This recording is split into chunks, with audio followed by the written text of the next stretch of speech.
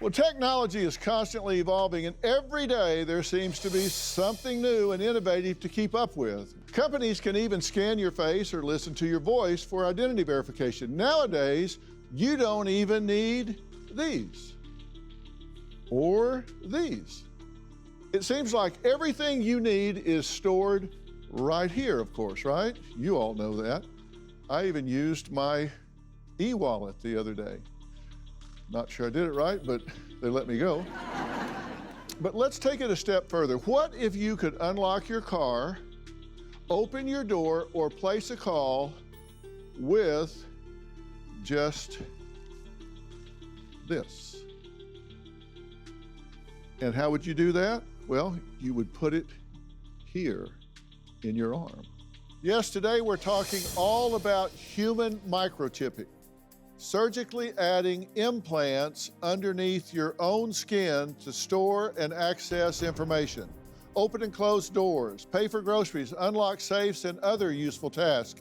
Now, you may have heard about microchipping animals, right? But 50,000 people worldwide now have been chipped in recent years, and the trend seems to be growing. But my first guest, Anastasia, disagrees. I say she disagrees a lot because she has 47 implants and counting. And you won't believe what she says she can control from underneath her skin.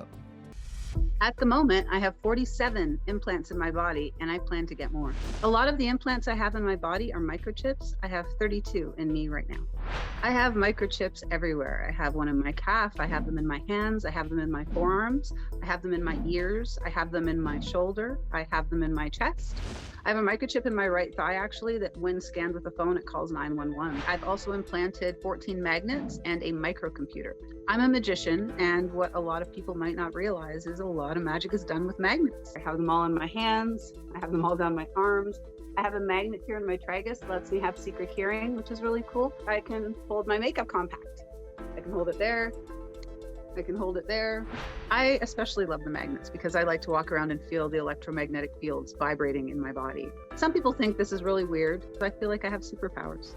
I've had a few implants that have given me some problems. The first version of the computer that I had in my thigh cracked and I wasn't aware, and in its cracking of the case, it allowed my body fluids and the computer to all mix in together and tons of other heavy metals. So yeah, there's been some concerns. I really feel like microchipping could be the wave of the future.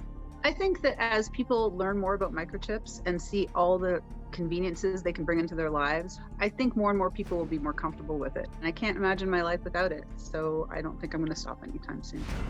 The thing that really jumped out at me with this secret hearing, so what does that mean? Well, I have a magnet in my ear inside a glass case. So it's kind of like a chip, but it's a magnet inside glass. And if I wear a hairpiece that I've made that I use when I'm performing magic, it has a Bluetooth receiver in it with a copper wire induction coil, or I don't know if it's inducing, but it's basically vibrating the magnet in my ear the same way the magnet in your speakers work. So I remove all the other part of the speakers, and with this copper wire receiving the Bluetooth from my phone, I can hear inside my head what nobody else can hear. They're kind of like built-in earphones. Really? Yeah. Okay. So you have 47 I do. implants. Yeah, quite a bit. So do you weigh more? I mean, does it? I hope not. These things don't weigh a lot. No, they don't weigh a lot. I have probably the largest and heaviest ones are the big magnets. You can kind of see them here under my arm. Oh, yeah, okay. You can unlock your medicine cabinet with your right hand, and you have 2 circular magnets that you chose to pick up metal objects. A lot of metal objects. Yeah. Do you ever pick up things you don't mean to? I do. Every time I eat at Cheesecake Factory. Cheesecake Factory's cutlery just comes to me, like when it just attaches, and then it'll attach and swing onto the floor and crash, and I always have to apologize for my behavior. Let's take a deeper look at this. So we've got a table here. Let's see what these magnets do here. Okay. So these bobby pins, like, so whenever I'm doing my hair and I drop bobby pins on the floor, it's really handy to have these. It makes it easy for me to get my magnets up, or my bobby pins, sorry, up off the floor. yeah. It's a bit of a pain in the butt, though, when you're trying to get stuff off your hands, when you have magnets on both hands. So Yeah, I I would think purposely so. only put one so. over here. Okay. So I can always remove them from the other hand. Oh, okay, well, you still got about 100 of them there. Okay, like I said, the heavy cutlery at Cheesecake Factory, I can swing it much like this. Don't worry, I won't hurt you. Oh, this is better if it's right on the skin. Hold on. I'm like a human clock. Yeah. Actually, whoops. My clock needs repairs. And then what do you do with the phone? I can scan things. So for example, if I were to have a chip in my heart, scan the chip, it should show Oh, you. wow. everything. Yeah, no, it's doing it. No, This is the day I married my best friend. it shows you my wedding video. And you can reprogram the chips over and over and over again to do things. I've always been a huge tech enthusiast. I've been interested in microchip implants, but it wasn't until 2 years ago in 2020 that I decided to get my first one, which I put in my left hand. This one opens the door to my house. About 2 months ago, I got a new chip in my right hand, which is about the size of a small paper clip. I can just simply walk up to the car, tap my right hand onto the pillar of the car will unlock. I can get into the car, tap my right hand onto the console of the car, and then the car will start. I wanted to be able to leave the house without my car key, without my house key, and without my wallet, and still be able to function as I would normally. So now I never have to worry about losing anything important. Some people think I'm a little bit crazy doing this sort of thing, but for me, I love it. I've been called a cyborg or chip boy online, and I don't have any problem with that. I think it's kind of cool. And I'm curious, does anybody here have a microchip? Raise your hand if you do. Okay, nobody here does. So not a big seller so far. Clearly there are benefits, right, Amal? Indeed, yeah. There are many benefits. Yeah. Just from basic identity to essentially future of secure communications and like ultimate convenience. That's really the goal. When you're a kid, you run out of the house and you don't have your wallet, you don't have keys, you don't have nothing. That's freedom. You run out, you're like, yes. Try that as an adult. You'll have a panic attack. You're like, Right. oh, I need my keys, my phone, and my wallet, oh my God. So being able to kind of make you the most important part of your identity, both physically and digitally, is what the goal is. I don't want to abdicate that to a phone or computer or cloud service. Right. And Brandon, that's what got you to do this, right? Is just the freedom of not having to worry about that. Well, Because yeah, definitely. Well, Dad and I wear really tight pants, so it's been like more difficult to squeeze all that into the pockets. But no, I mean, I've been following Amal's work since probably about 2014. And it wasn't until, I'd say 2 years ago, where he finally had a chip offering that made sense to me, that was for use cases that I knew I could use every day. And that's when I put in the smaller chip, that's about the size of a grain of rice, right here into my hand, which controls my front door, my back door. I do have my COVID vax card on it, which came in super handy because I was at a concert. They wanted proof of vax. Tap your phone to your hand, up pops your vax card. Links to portfolio, contact information. If you ever wanted to exchange information, you tap your phone to my hand, instantly download my contact information. So extremely useful. 2 months ago, I got the larger chip, which is about the size of a small paperclip. Sits between my pinky and then my ring finger right here. And that is a smart chip. So what's fascinating to me is, just like your phone, you can download and install applications right into your body to give your appendages abilities they were never meant to. I feel like I have a superpower. It's like my hands can do things and continually evolve in their capabilities, for however long you're developing apps, and that's pretty cool because who else can really say they can do something like that? so you brought some objects with you, and also let's look at some of those. Sure. What do your chips do? So this is just the type of door lock that I have at my house, just a deadbolt, and you can walk up to the door, activate it, tap the implant, and you're in. There's no fiddling around with PIN codes or keys or anything like that. You just go in. All the doors in my life just open at my command, basically. Surgically implanting computers into humans is dangerous. Just how dangerous, we don't know yet, because that's how they release technology. As long as it doesn't kill you instantly or almost instantly, it's deemed safe for sale. And then it's 5, 10, 20 years later, we learn that it causes cancer, autism, birth defects, and more. But by that point, we've become so dependent on the technology, we choose to live with the disease.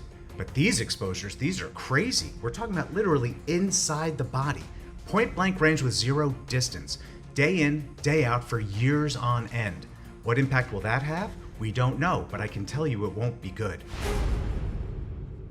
Well, we're back talking about technology under our skin, and my next guest, who you just saw, says the electromagnetic frequency in technology is bad for your health. So much so that he doesn't have a microwave.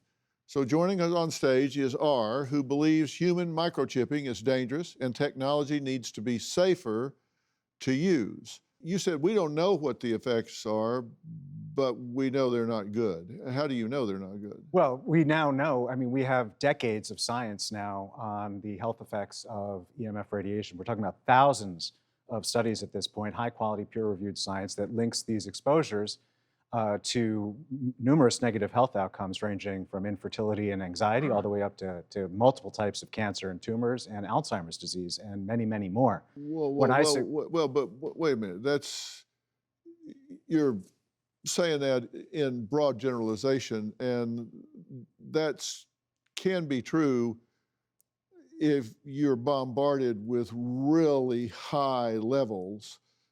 That's not true for people just sitting here under these lights. So what I'm talking about, the science I'm talking about, is that exposures at multiple orders of magnitude lower than what safety standards allow, and then what you would get from a regular cell phone. I think we can just nip this all in the bud right now because these devices are passive. That means when they're not in the seconds of exposure of a very low frequency, low power field, they're dead, they're inert, they have no energy whatsoever. So what does having that chip in your body for 20 years do on average to a population of 20,000 people? Nothing. We know we've used this exact material since the 70s. There's been almost zero evidence of any kind of irritation.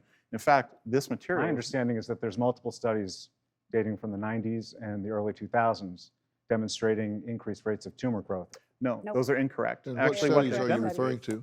I'm talking about, well, I think Yeah, so there are 3 studies that were referenced, but these are all studies that were tumor studies in animals either genetically engineered to get tumors in order to study the tumors or chemically induced tumors.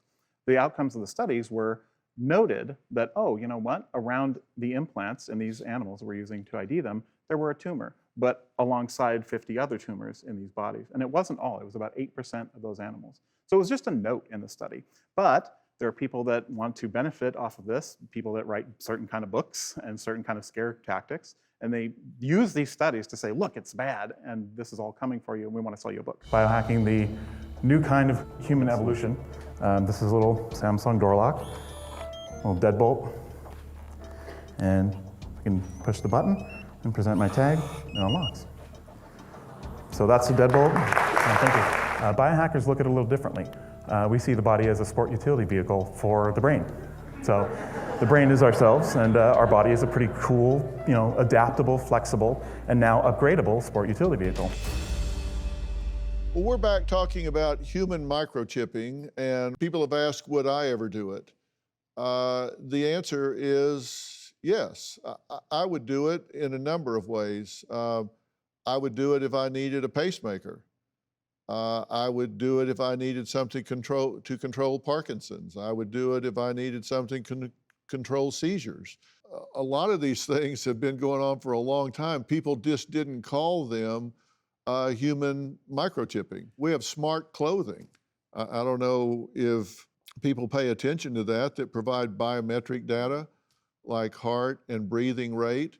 This is a multi-billion-dollar industry when you take all of this stuff into account. The percentage of people that have a smartphone, which I swear is attached to most people's body. I don't know that you ever see them without this attached to their hand. Yeah. And is this the wave of the future? I don't see how it cannot be. Just remember, a year from now, 2 years from now, 5 years from now, you heard this conversation first, right here on Dr. Phil about microchipping. Do you have a story or a question for me? Click the link in the description and tell me what in the world is going on.